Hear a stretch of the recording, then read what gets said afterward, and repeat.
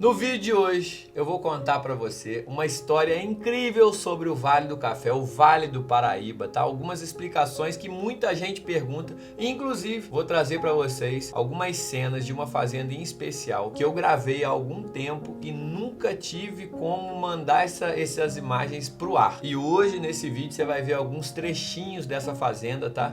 Mas o vídeo dela tá pronto, eu só tô aguardando a autorização aí do proprietário para postar. E hoje você vai ver umas cenas dessa fazenda linda, inclusive do maquinário dela, tudo relacionado ao ciclo do café. Então, dentre essas curiosidades que você vai ver, nós vamos entender um pouquinho aí sobre por que o mundo se voltou aos olhares para o Brasil, né?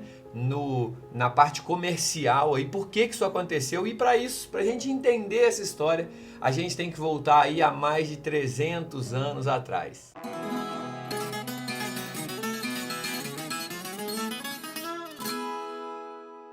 O café chegou no Brasil pelas mãos aí de Francisco de Melo Palheta, em fevereiro de 1727. O governador do Maranhão e Grão-Pará, que na época era João da Maia Gama, nomeou Palheta como comandante de uma missão na fronteira do Brasil com a Guiana Francesa, para solucionar aí uma disputa territorial entre portugueses e franceses. Em meio a inúmeras instruções, Gama deu uma ordem muito inusitada para Palheta. E se acaso entrar em quintal, ou jardim, ou roça, aonde houver café, com pretexto de provar alguma fruta, verá se pode esconder algum par de grãos com todo disfarce e com toda a cautela. E recomendará ao dito cabo que volte com toda a brevidade e que não tome coisa nenhuma fiada aos franceses, nem trate com eles negócio. E assim foi feito. Palheta atuou por muito tempo na região norte do Brasil, como militar a serviço da coroa portuguesa. Em 1709, Palheta recebeu uma sesmaria do governador do estado do Maranhão e Grão-Pará. Tempos depois, em 1731, recebeu outra. Acredita-se que as fazendas ficavam na região do município de Vigia, no Pará.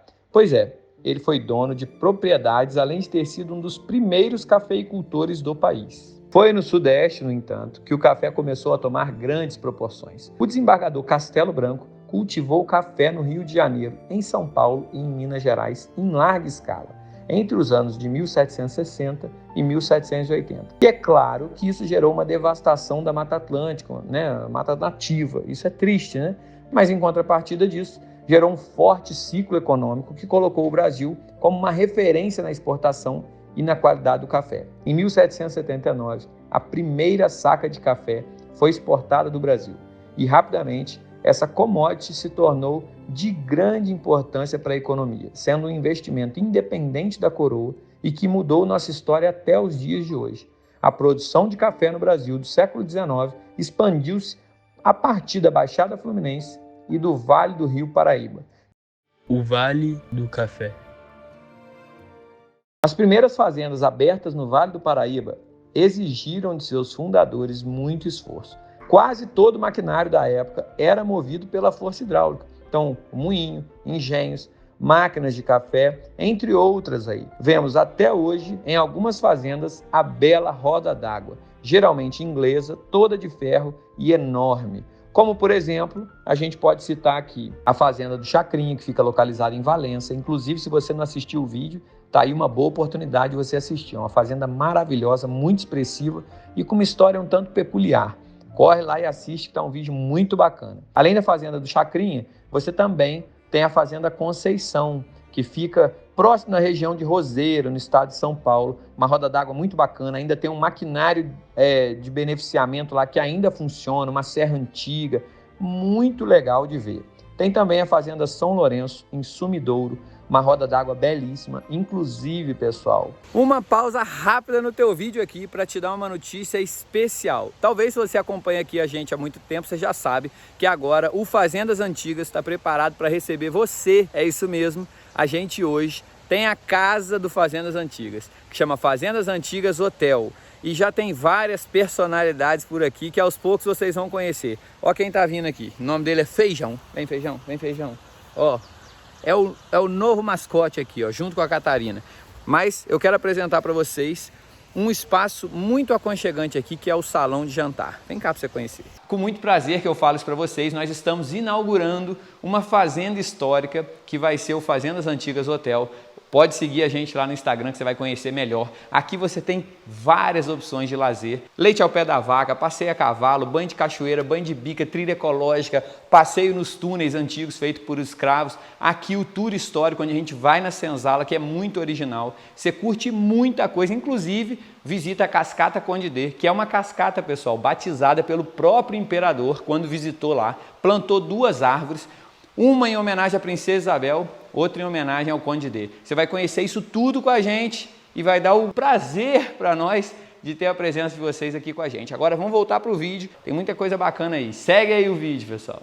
Também a gente tem uma outra fazenda linda, pessoal, que é a fazenda em Queluz, que é uma fazenda que chama Fazenda Restauração, que também o proprietário teve o cuidado, o carinho de fazer a restauração de todo o maquinário. É uma coisa espetacular, dá gosto de ver. São muitas as fazendas que eu poderia citar aqui para vocês e dar exemplos de roda d'água que você ainda encontra.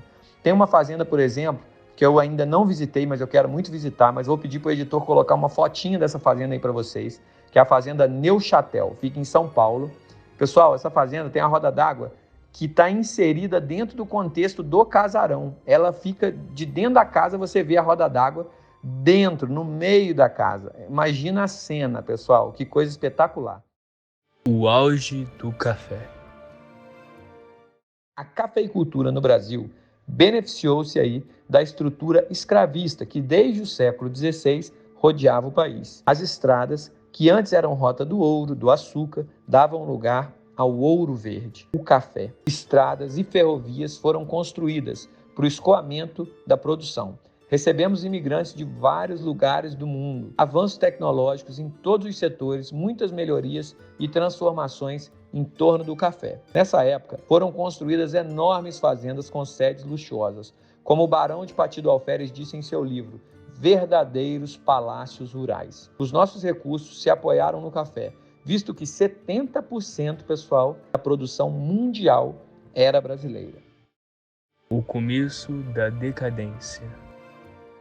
A história conta que alguns defensores dos interesses dos fazendeiros disseram que o fim repentino do trabalho escravo tornaria a agricultura inviável e, como consequência, levaria a economia nacional à ruína, visto que a base dessa economia era o café e, consequentemente, o trabalho escravizado. Foi em 1888 que entrou em vigor aí a famosa Lei Áurea, assinada pela Princesa Isabel. E, como já dito antes, muitos dos pensamentos eram de que toda essa grandeza do café, né, esse império que se tinha no Brasil, ia desabar com o fim da mão de obra escravizada, quando isso acontecesse, ela viesse a ser abolida. E foi o que aconteceu, mas, sem dúvida nenhuma, que o principal fator foi o esgotamento do solo.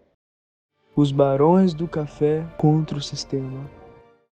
Muitos tentavam infringir essas leis, essas normas, e a verdade é que muitos negros ainda eram trazidos, escravizados, isso de forma clandestina.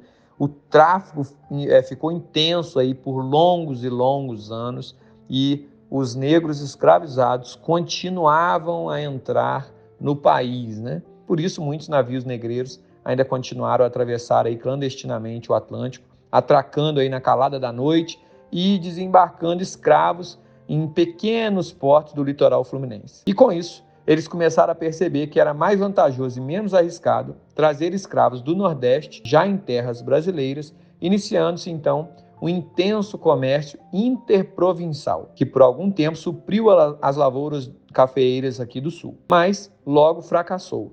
Com os escravizados livres, oferta maior que a procura, o preço do café despencou. Veio uma forte crise sobre os produtores de café. A cultura cafeeira foi, portanto, a força econômica que deu sustentação aí por muitos anos para essa economia do Império Brasileiro. Embora todo o esforço para manter o ciclo econômico do café em alta, isso não aconteceu, como mostra a história, a decadência foi inevitável. Pela ótica das fazendas antigas, muitas propriedades ficaram arruinadas, muitas foram parar nas mãos de bancos, outras caíram em completo abandono e já não existem mais. Podemos concluir aí que um dos principais fatores, um dos mais determinantes aí dessa decadência do café nas terras do Vale do Paraíba Fluminense foram, sem dúvidas, a escassez aí de escravizados que se tinha, e principalmente o esgotamento do solo. Por aqui eu fico, pessoal. Deixe seu like, se inscreve no canal, segue a gente aí nas redes sociais aí e fica aqui um abraço do PV para vocês. Até logo!